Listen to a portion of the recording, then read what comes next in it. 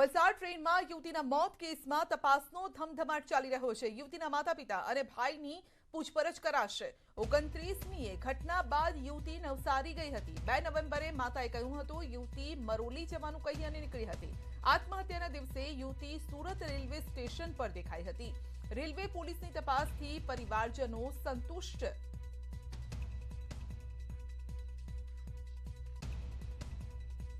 तो अंगे ज अपडेट मेळवीशुं संवाददाता अंकित पासेथी। जी अंकित, माता पिता अने भाईनी पण पूछपरछ करवामां आवशे?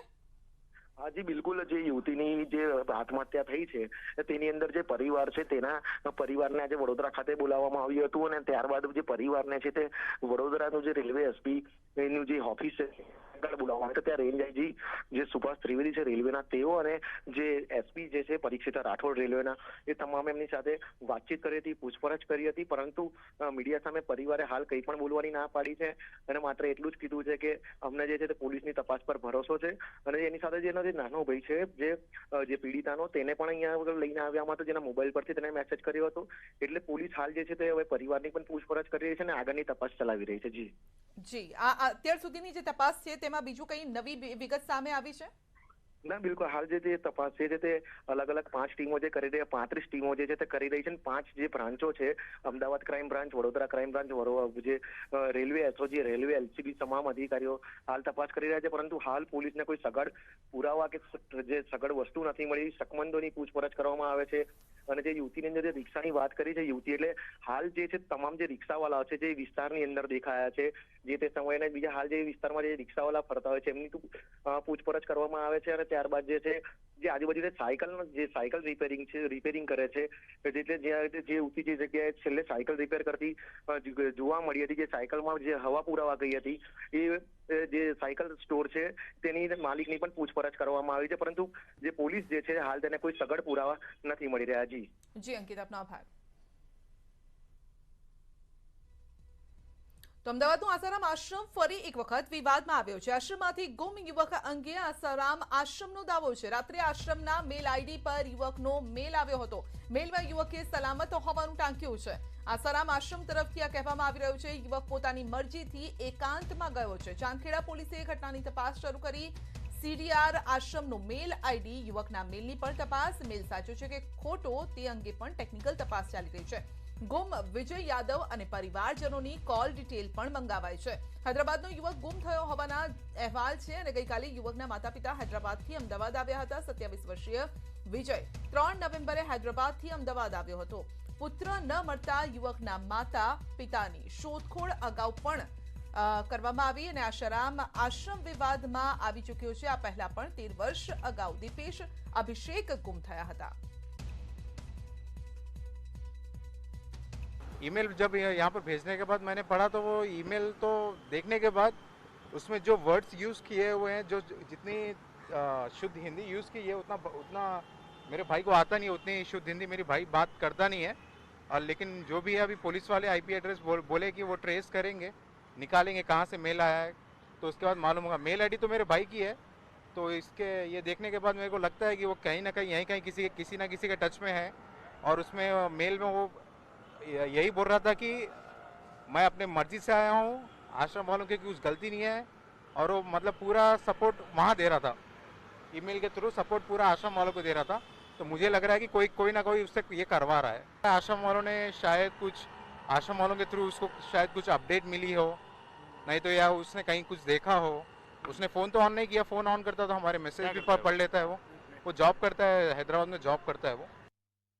ભરૂચના ધર્માંતરણ ષડયંત્ર કેસમાં ધરપકડ શરૂ થઈ છે। ભરૂચ પોલીસે ધર્માંતરણ કેસમાં 4 આરોપી પકડ્યા છે। અજીત, મહેન્દ્ર, અયુબ, ઇબ્રાહીમ નામના આરોપી પકડાયા છે। ચારેય આરોપીઓએ અગાઉ ધર્મ પરિવર્તન કર્યું હતું। ધર્મ પરિવર્તન બાદ બીજાને ધર્માંતરણ માટે ષડયંત્ર રચતા હતા।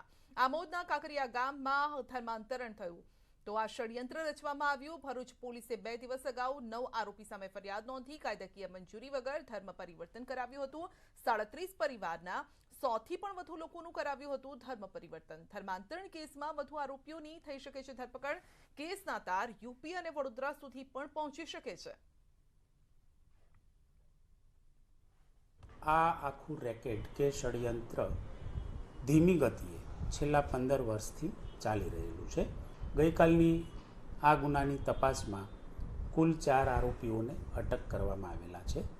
આરોપીની સંખ્યા કુલ 9 છે. તે પૈકી ગઈકાલે 4 આરોપી પકડાયેલા છે. આ ફરિયાદી શ્રી વસાવા હિન્દુ હોવાના નાતે એમને મુસ્લિમ ધર્મનું થોડું ઘણું જ્ઞાન મળતા સૌ પ્રથમ આ પ્રવીણ મુસ્લિમ ધર્મ અંગીકાર કરે છે. ત્યાર પછી ધીમે ધીમે તેમના સંપર્કમાં રહેલા બીજા હિન્દુ પરિવારના નાગરિકોએ 9 જેટલા નાગરિકોએ ફરી પાછા મુસ્લિમ ધર્મનો અંગીકાર કરેલો.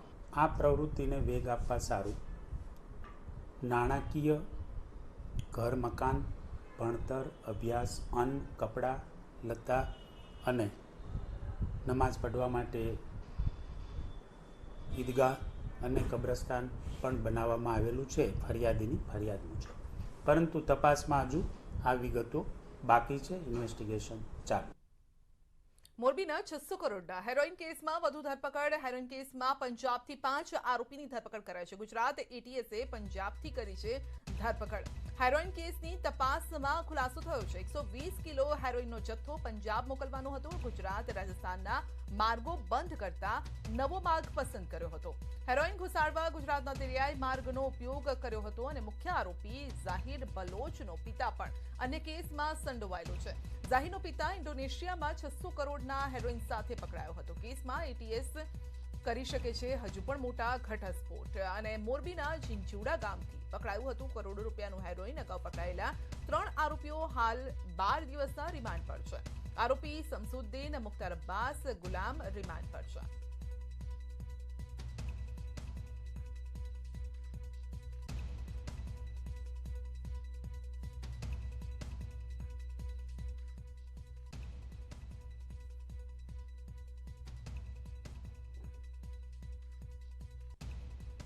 ડાર્ક વેબ મારફતે ઇન્ટરનેશનલ ડ્રગ ડીલરનો સંપર્ક કરીને નશાકારક પદાર્થો મંગાવવાના એક મોટા રેકેટનો પર્દાફાશ થયો છે. અમદાવાદ પોલીસે આ કેસમાં આનંદનગરના રહેવાસી વંદિત પટેલ, સેજલપુરના પાર્થ શર્માની ધરપકડ થઈ છે અને તપાસમાં આરોપીઓ પાસેથી અમેરિકન હાઇબ્રિડ ગાંજો, અમેરિકન ચરસ, લકલ ચરસ અને મેજિક મશરૂમ તથા શેટર જેવા નશાકારક ડ્રગ્સનો જથ્થો કબજે કરાયો છે. પોલીસના મતે આરોપીઓ ડાર્ક વેબથી ઇન્ટરનેશનલ ડ્રગ ડીલર પાસેથી ઓનલાઈન ડ્રગ્સ મંગાવતા, હવાલા સિસ્ટમથી ક્રિપ્ટોકરન્સી મારફતે પેમેન્ટ કરતા, ચૂકવણું કરતા, બાદમાં કાર્ગો એર કુરિયરથી ડ્રગ્સ મંગાવતા. આરોપી કાર્ગો એર કુરિયર મારફતે રાજ્યના અલગ અલગ સરનામા પર દ્રાક્ષના પાર્સલ મંગાવતો હતો. એટલું જ નહીં, સ્કેનરમાં ન પકડાઈ જાય તે માટે ખાસ પ્લાસ્ટિકની બેગમાં ડ્રગ્સ છુપાવીને કોઈ વસ્તુની આડમાં ડ્રગ્સ મંગાવતો. તપાસમાં પોલીસે પ્લાસ્ટિકની બેગ કબજે કરી છે અને આ બનાવટ ક્યાંની છે તેનો અને કઈ સામગ્રીનો ઉપયોગ કરવામાં આવી રહ્યો છે તે અંગે પણ તપાસ ચાલી રહી છે.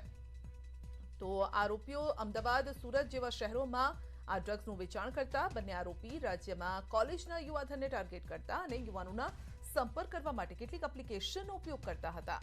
તો પોલીસના મતે આરોપી વંદિત પટેલ 2018માં અભ્યાસ અર્થે સિંગાપુર ગયો હતો.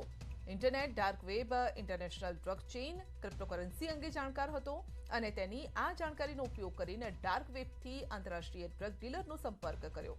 પૂછપરછમાં સામે આવ્યું કે આરોપી લોકલ ચરસ હિમાચલ પ્રદેશથી મંગાવતા. તપાસમાં હિમાચલ પ્રદેશના ગુડ્ડુભાઈ, સુરતના કેનિલ, બોપલના નીલ, શ્યામલ ચાર રસ્તા પાસે રહેતા વિપુલ ગોસ્વામી, થલતેજના જેલ પરાઠે અને વાપીના આકીબ સિદ્દીકીના નામ સામે આવ્યા છે. પોલીસે આરોપીઓને પણ પકડવાની કવાયત શરૂ કરી છે. આ કેસના આરોપી પાર્થ શર્મા સંતાડેલા ડ્રગ્સના જથ્થાનું ધ્યાન રાખતો અને જ્યારે મુખ્ય આરોપી ગેરહાજર હોય ત્યારે તે લોકલ ડ્રગ્સ પૂરું પાડતો અને લોકોને આ ડ્રગ્સ પૂરું પાડતો. આ માટે તેણે મહિને 20,000 થી 25,000 રૂપિયા મળતા હતા. અત્યાર સુધીમાં મોડસ ઓપરેન્ડીથી આરોપીઓ 1 કરોડથી પણ વધુ કિંમતનું ડ્રગ્સ વેચી ચૂક્યા છે.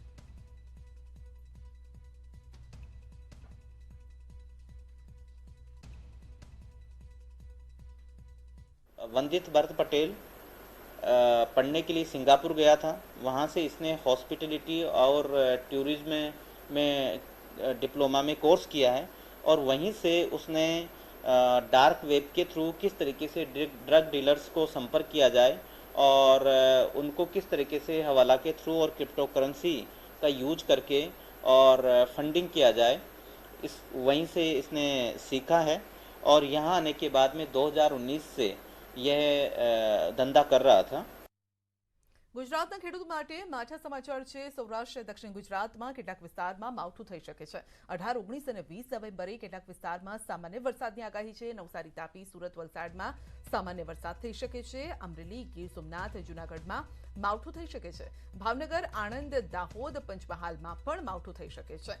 40 કિલોમીટરની ઝડપે પવન પણ ફૂંકાઈ શકે છે। રાજ્યમાં 4 દિવસ વાદળછાયું વાતાવરણ રહેશે, હવામાન વિભાગે આગાહી કરી છે। अगले 3-4 दिन में गुजरात में बारिश होने का संभावना है। Mostly light to moderate rain रहेगा आइसोलेटेड प्लेसेस में। आज भी बारिश होने का संभावना है, गुजरात रीजन में भी रहेगा और सौराष्ट्र कच्छ में भी होने का संभावना है।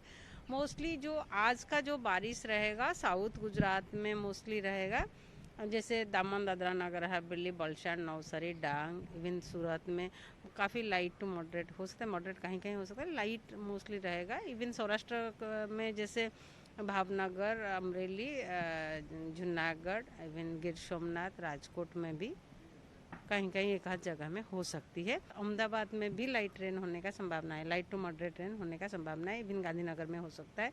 नॉर्थ गुजरात रीजन में जैसे अहमदाबाद, गांधीनगर, खेड़ा, पंचमहल, महीसागर में light to moderate isolated places में कहीं एक आध जगह में हो सकती है। સાબરકાંઠાના હિંમતનગર ખાતે આવેલ માર્કેટ યાર્ડમાં સૌથી વધુ મગફળીના ભાવ મળતા ખેડૂતોએ લાઈન લગાવી છે। ટેકાના ભાવ કરતાં વધુ સારા ભાવ મળતા માર્કેટ યાર્ડ ખાતે મોટી સંખ્યામાં ખેડૂતો મગફળી લઈને આવ્યા છે। મગફળીના ખેડૂતોને સંતોષકારક 1350થી વધુ ભાવ મળ્યા છે। ખેડૂતો આવતા માર્કેટિંગ યાર્ડ ખાતે લાંબી કતાર જોવા મળી। ટ્રાફિક જામ ન સર્જાય તે માટે પોલીસ પણ ખડે પગે છે। ખેડૂતો મગફળીના ભાવ ઊંચામાં ઊંચા 1350 અને નીચામાં નીચા 1000 સુધીના ભાવ પડેલા છે અને આજે 500 જેવા મગફળીના સાધન આવેલા છે અને લગભગ 25 થી 27,000 બોરીની આવક છે અને ખેડૂતોનું સંતોષ છે। સાબરમતી વિસ્તારમાં ગળું કાપી વૃદ્ધની હત્યા।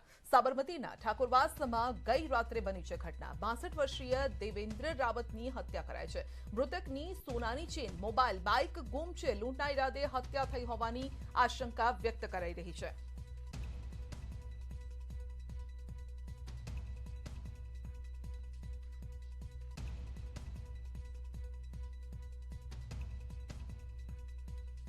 બીજો કોલ આવ્યો અને કોઈ છોકરો એમની સાથે વાત કરતો હતો કે ભાઈ મારે બોનસના પૈસા મળ્યા છે અને મારે મારી મમ્મી માટે ચેન ખરીદવાની છે, તો તમે મારી સાથે આવો।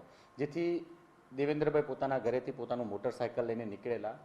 ત્યારબાદ એ રાત એમનો 8 વાગ્યા આસપાસથી એમનો ફોન સ્વિચ ઓફ આવતો એમના પત્ની એવી એમને જાણ કરી, જેથી એમને એમના સગા સંબંધીને બોલાવ્યા અને એમની તપાસ કરતા હતા। ત્યારબાદ દરમિયાનમાં એમનું આ જૂનું ઘર છે જે અચેક ઠાકોરવાસમાં આવેલું છે, એ ઘરમાં તપાસ કરતા એમની ડેડ બોડી મળી આવેલ છે।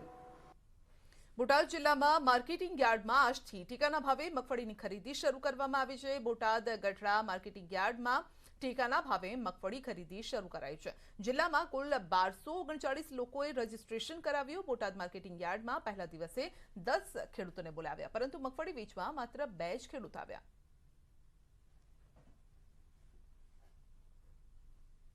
જામનગરના હાપા માર્કેટ યાર્ડમાં આજથી મગફળીની હરાજી શરૂ કરવામાં આવી છે। યાર્ડમાં ખેડૂતોને હરાજીમાં મગફળીના 950થી લઈ અને 1605 જેટલા ભાવ મળ્યા હતા।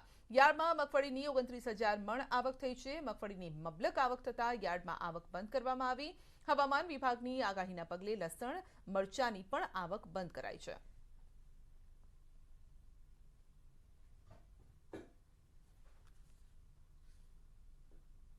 ખેડૂતો દ્વારા કુલ 300 વાહનો મગફળી ભરી અને પહોંચ્યા હતા અને લગભગ અંદાજિત 29,000 મણ જેટલી મગફળીની આવક થયેલ છે।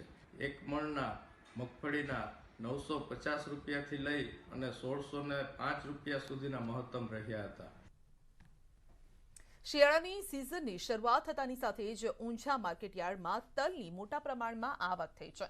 હાલમાં જ તલની 2000 થી 2500 બોરીની આવક થઈ છે અને ત્યારે હાલમાં રાજ્યભરમાં મગફળીની આવકની સરખામણીએ ઊંઝા માર્કેટ યાર્ડમાં વધુ આવક થઈ છે। તલના ભાવ 1500 થી 2000 આસપાસ હતા। હાલમાં તલના ભાવ 2000 થી 2200 સુધી છે।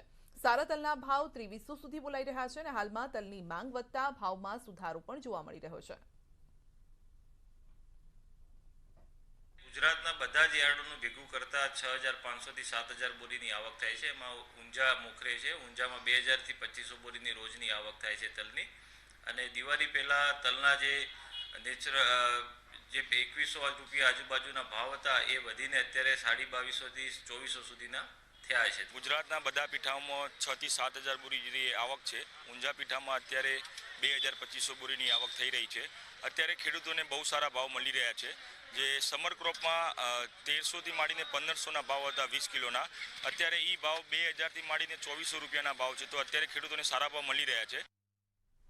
અરવલ્લી જિલ્લામાં ખાતરની તીવ્ર અછત વર્તાઈ રહી છે. રવિ સિઝનમાં જરૂરી આ સમયે જ ડીએપી, પોટાશ ખાતરની અછત છે. છેલ્લા 10 દિવસથી ખાતરની અછત હોવાની રાવ પડી રહી છે. ખાતર નહીં મળતા ખેડૂતોની મુશ્કેલી વધી છે. સેવા સહકારી મંડળીના ખેડૂતોની કતાર લાગી છે. ઘઉં, ચણા, બટાટાના વાવેતર સમયે જ ખાતરની અછત. ડીએપી ખાતરમાં 260 રૂપિયાના વધારાથી પણ મુશ્કેલી સર્જાય છે.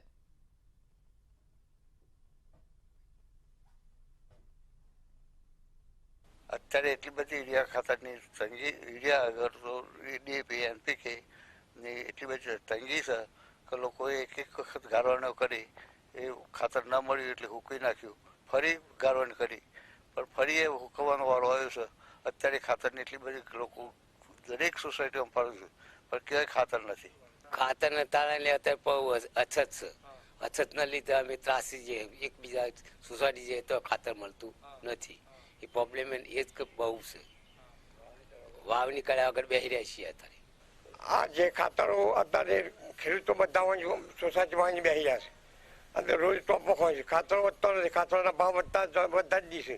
ગરીબો ઓછા છે, 2 રૂપિયા ઉધારે 50 રાંધી તો ખેડૂતોને કરવાનું કેમ? ઘડી ઘડી ભાવ વધી રહ્યો છે ખાતરોના, અને ખેડૂતોના ભાવ નથી વધતા તો ખેડૂતોના ઉત્પાદન કઈ રીતે કરે?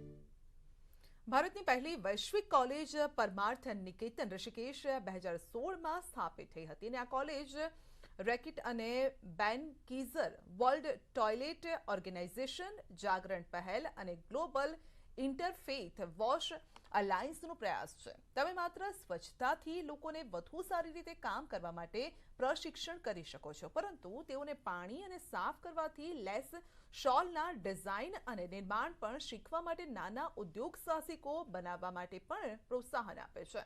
પરમાર્થ નિકેતનના સ્વામી ચિદાનંદ સરસ્વતીએ કહ્યું હતું કે અમે અત્યાર સુધી ઘણા મંદિર બનાવ્યા, પરંતુ હવે શૌચાલય બનાવવા માટે પ્રશિક્ષિત કરવું જરૂરી છે.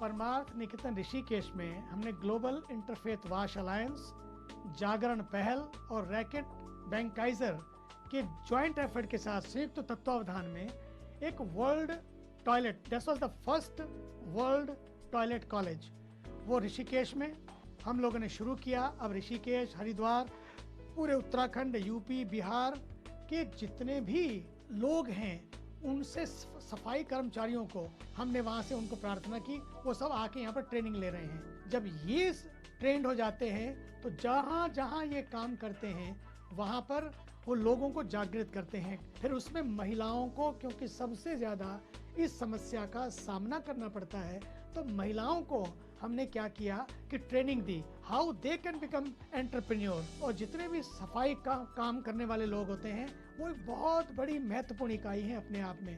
उनकी स्किल डेवलपमेंट, उनकी स्किल बिल्डिंग, कैपेसिटी बिल्डिंग कैसे हो, हमने उनको आगे लाया और अन्य संस्थाओं को भी आगे लाया, ताकि वो संस्थाएं अपने अपने माध्यम से, केवल हम अकेले नहीं, सारी संस्थाएं मिलकर ये काम करें. इन समुदायों को, महिलाओं को और बाकी पुरुषों को भी राज मिस्त्री के रूप में ट्रेनिंग दे रहे हैं, ताकि वे सीखें, फिर शौचालयों का निर्माण करें, फिर दूसरों को भी ट्रेनिंग करें, जिससे महिलाओं को स्वयं सहायता समूहों से उनको जीवन को जोड़ के उनके जीवन स्तर में कैसे हम सुधार लाएं, इसका बहुत बड़ा प्रयास हो रहा है और इसका बहुत बड़ा फायदा हो रहा है.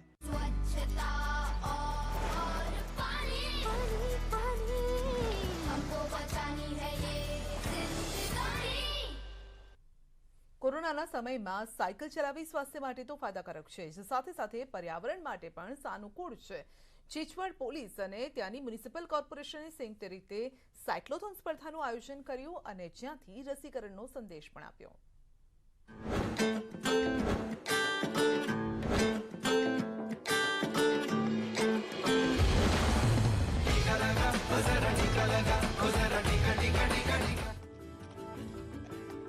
जिस तरह से अच्छे स्वास्थ्य और इम्यूनिटी के लिए साइकिलिंग जरूरी है, उसी तरह कोरोना से बचाव के लिए कोविड-19 की दोनों डोज बेहद जरूरी है।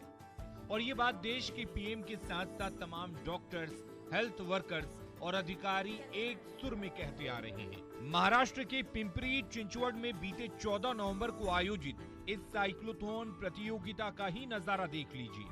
यहाँ इस वक्त करीब 3000 से अधिक लोग इस खास साइकिलिंग प्रतियोगिता में हिस्सा लेने पहुंचे हैं। खास बात यह है कि स्वास्थ्य और पर्यावरण के प्रति लोगों को जागरूक करने के इस महाअभियान में अभिनेता सुनील शेट्टी और पिंपरी चिंचवड के पुलिस आयुक्त कृष्ण प्रकाश मुख्य अतिथि हैं और ये भी लोगों को यही संदेश दे रहे हैं कि जिस तरह साइकिलिंग स्वास्थ्य और पर्यावरण के लिए जरूरी है, उसी तरह कोरोना से पूर्ण बचाव के लिए कोविड-19 टीके की दोनों डोज बेहद जरूरी है। इस चीज के लिए अपील करने के लिए कहना चाहूंगा कि जिन लोगों ने भी वैक्सीनेशन नहीं लिया है, जैसे साइकिल से आपका स्वास्थ्य सुरक्षित है, वैसे ही कोरोना से सुरक्षित रहने के लिए आप सब ने लेना ही है। आपने कंप्लीट वैक्सीनेशन कराना है, डबल वैक्सीनेशन करवाना है। बेशक पिंपरी चिंचवड के पुलिस आयुक्त कृष्ण प्रकाश का ये संदेश बेहद अहम है, क्योंकि कोविड-19 का टीका ही कोरोना से बचने का एकमात्र और सबसे प्रभावी तरीका है और जो भी इस पर अमल करते हुए सावधानी बरतेगा, वो कोरोना के साथ साथ दूसरी बीमारियों के खतरे से दूर रहते हुए निरोग रहेगा। Bureau report, news 18 network.